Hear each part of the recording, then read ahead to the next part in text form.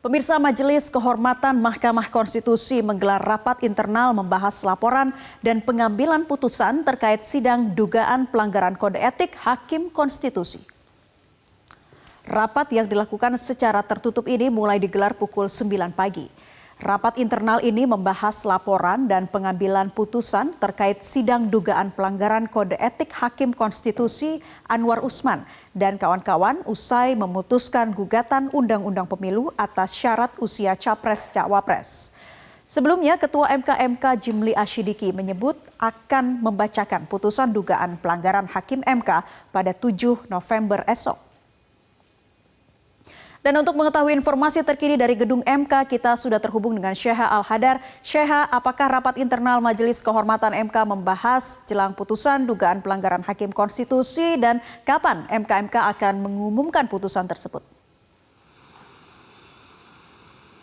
Naila dan juga pemirsa, benar sekali bahwa rapat saat ini telah digelar merupakan rapat yang akan membahas terkait putusan dugaan pelanggaran kode etik yang dilakukan 9 Hakim Konstitusi atas putusannya terkait batas usia Capres dan Cawapres. Rapat sudah digelar sejak tadi pagi dan kita akan menunggu nantinya apakah akan ada keterangan pers setelah rapat ini selesai dibacakan atau langsung setelah rapat ini selesai digelar atau langsung menunggu putusan yang rencananya akan dibacakan besok. Nah, selama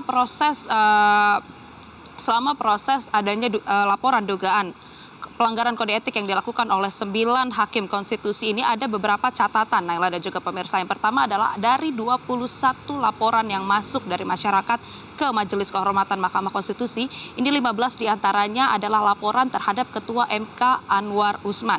Dan Ketua MK sendiri, Jimli Asyidiki, beberapa waktu lalu sudah menyebutkan atau mengisyaratkan bahwa hakim yang paling bermasalah adalah hakim yang paling banyak dilaporkan. Artinya secara tidak langsung Jimli ini menyebutkan bahwa hakim yang paling bermasalah adalah Anwar Usman.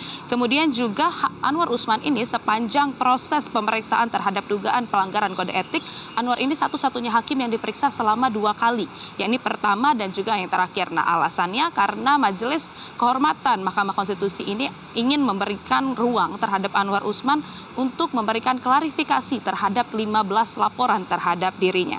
Nah, kemudian juga 9 Hakim Konstitusi ini telah diperiksa secara maraton dan pemeriksaan ini digelar secara tertutup. Dan selain pemeriksaan terhadap 9 Hakim Konstitusi, Majelis Kehormatan Mahkamah Konstitusi ini sudah memeriksa terlapor, pelapor, saksi hingga barang bukti. Nah, barang bukti ini berbentuk barang bukti elektronik yaitu CCTV dan juga barang bukti administrasi. Nah, kemudian juga total saat ini ada 11 isu yang sedang dibahas dalam MK dan yang namanya paling sering disebut adalah Anwar Usman dalam dugaan pelanggaran kode etik terhadap putusan batas usia Capres dan Cawapres pada Undang-Undang Pemilu. Padahal saat putusan ini dilakukan, Anwar Usman ini memang memiliki hubungan dengan Gibran Rakabuming Raka.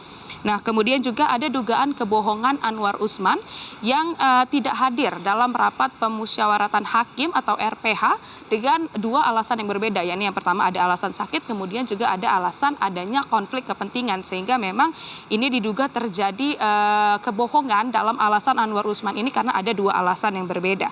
Dan kemudian dari 9 Hakim MK tersebut, 8 Hakim MK ini diduga membiarkan Anwar Usman ikut dalam putusan batas usia Capres dan Cawapres meskipun mereka berdelapan ini mengetahui bahwa Anwar Usman ini memiliki konflik kepentingan dengan keponakannya Gibran Rakabuming Raka.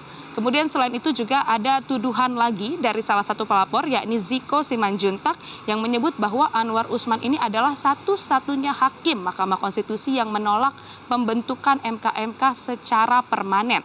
Dan padahal 8 hakim lainnya ini sudah satu suara yang menginginkan akan adanya lembaga yang bekerja secara terus-menerus untuk mengawasi kinerja dari Mahkamah Konstitusi. Yang terakhir ada Ketua MK Jimli Asyidiki yang menyebut bahwa ada dugaan banyaknya informasi dari Mahkamah Konstitusi yang tersebar di publik, informasi internal yang diduga penyebarnya adalah staf MK maupun juga Hakim Konstitusi. Kita akan menunggu, Naila dan juga pemirsa, putusan yang direncanakan akan dibacakan besok, karena walaupun MK-MK ini memiliki waktu 30 hari untuk menyelesaikan tuduhan dugaan pelanggaran kode etik ini, namun MK-MK ini ternyata bisa menyelesaikan dalam batas waktu 15 hari dan dijadwalkan putusan ini akan dibacakan besok pukul 4 sore di gedung Mahkamah Konstitusi. Sementara itu, Naila, kembali ke Anda. Syekh Al-Adar melaporkan dari gedung MK. Terima kasih atas informasi Anda.